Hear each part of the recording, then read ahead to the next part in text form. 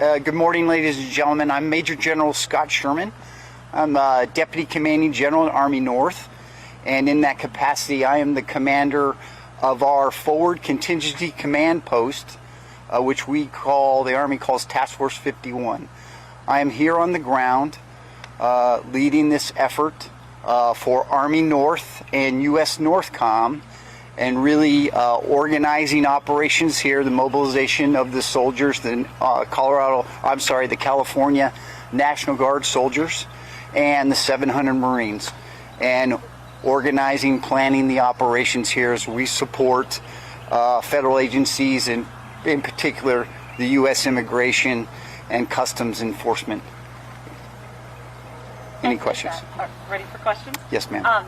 And then that was my first question, is what exactly are the orders? I know that the National Guard so far has been protecting one of the federal buildings in downtown, one of the federal buildings in Westwood, but there's still a bunch of soldiers who are here. So what really will the job be now that the Guard is federalized, and now that the Marines are here, headed here too?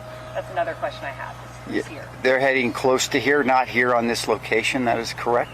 700 Marines.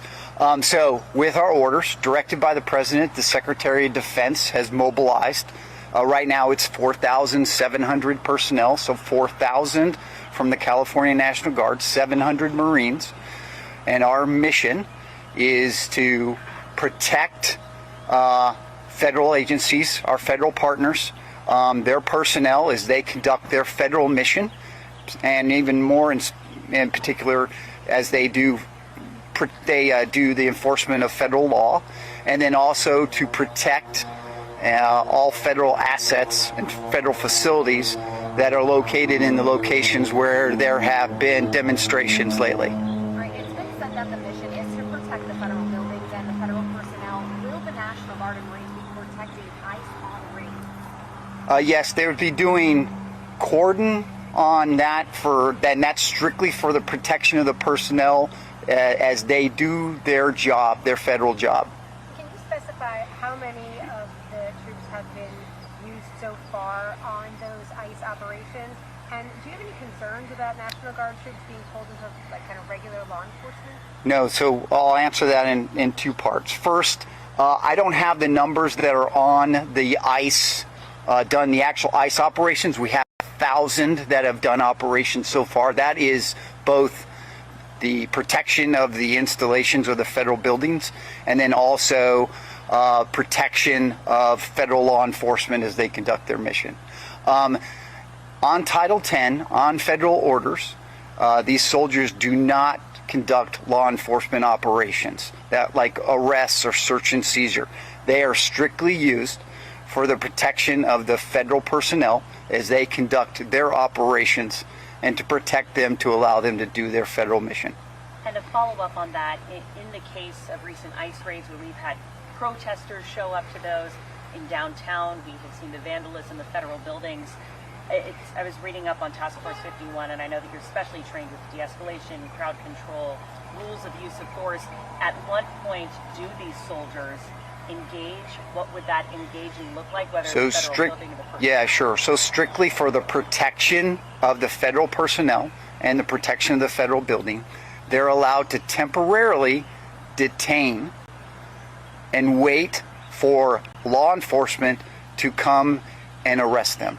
They do not do any arrest. They are strictly there to detain, to wait for law enforcement to come and handle those demonstrators. Can you tell us what the difference between what the Marines and what the National Guard will be doing? They will be doing the same operations.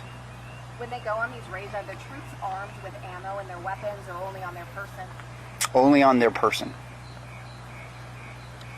Major, and excuse the question, but we were interviewing people on the street, and somebody, asked, the Marines are coming, what do you think of that? And a person on the street said, aren't the Marines at sea? Aren't they specialized in, sea-worthy operations? Why not the Army? Why Marines? Actually, all federal military personnel, it is part of their mission. So in this case, it was what was closest and what could be used at the time. Can you give us a little more detail about, you said there's 4,700. How many are already here?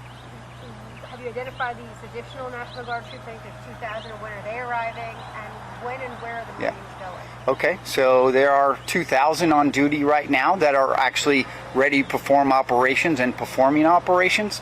There are additional 2,000 that are mobilizing right now. They're mustering is the term, and preparing.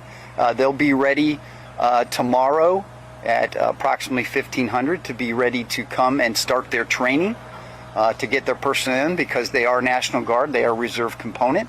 And then the Marines are here at Naval Weapons Station, Seal Beach. Can I ask, when will we expect to see Marines on the streets in Los Angeles? I can't give you exactly when that will be, but soon. They're doing their training right now. It is not. We train for a federal mission for warfight, so they're right now going through civil disturbance training and the standing rules of force training. Can you tell us a bit about the rules of engagement? Well, so really for rules of engagement, we are strictly here to protect federal facilities and to protect federal agencies and their personnel and allow them to do their job. We are strictly there to help them do their job and to protect them. What happens if there's a use of force or a shooting? Who investigates that? That will be law enforcement. I know you can't say when the Marines will be on the street. Is it safe to say they won't be on the streets today? They will not be on the streets today. At what point does military aid stop? When protests slow, or if ICE feels satisfied with their raids? It's strictly to the officer, to the agent in charge when they're doing the operations. They do that, so we have worked out coordination with them. We meet, we do rehearsals, we totally understand their operation, conduct the operation, and then we leave. Is there a plan in place to call in even more? Because originally it started with the first 2,000 National Guard. Now there's 2,000 more coming. Ma'am, I do not know. A question on, and I think it's a follow-up from Carly's question. So right now, is there a date where for sure Task Force 51 will still be enacted till, or is it a day-by-day situation? It's a day-by-day situation. We've been ordered to temporarily protect both buildings and federal personnel. And there is a suit by the state of California that I'm sure you're aware with, where the Attorney General is saying the Marines should only be deployed under this law from the 1800s that says, you know, only civilian police can police civilians. So he's trying to get the Marines out. Your response to that? That is, they're working it. It's beyond my scope. I'm here to run operations. They are currently been ordered to come and support this operation, so that's what I'm doing right now. And where does 700 Marines from? I know mainly the Guard members are like 95% from California. Where did these Marines come from? Is it the 29 Palms folks? They did. They come from 29 Palms. Can you specify where exactly these resources can be used? Is it just City of Los Angeles? Like, how far is the range? Currently, just City of Los Angeles. How many hours of training do they get for civil unrest? Civil unrest, it's pretty much a 2-day set training. So it's very extensive. It is all about civil disturbance, how to, and really how to control crowds and protection of facilities. And you said the Marines will only be used in the city of Los Angeles. I do not know that. It's just depending on where the federal agencies will need to have them be used. Okay, so we could see them in other places. Yes. Do you foresee, can you give us some sense, it sounds like they're protecting federal property, they're also protecting federal officers, they're doing immigration enforcement. How many of the troops are being used for one versus the other? Like, how much of this operation is devoted to one task versus the other? It depends on the operations. Their operations depend on the day and what they're doing. We're prepared to provide up to, right now, currently, we can provide up to 2,000 soldiers to do the missions that they need. With this training that's 2 days long, local law enforcement goes through multiple months of training for things like this. Can you talk about how prepared troops on both sides are going to be should they are needed to step in? Well, we go through extensive training to do this. They are trained to use their weapons, to actually have their weapons, to do their personal protection. They're doing that. But this is crowd control. This is stuff that we do not do usually. And this is working with federal law enforcement and really working. They're in the lead. We're supporting them.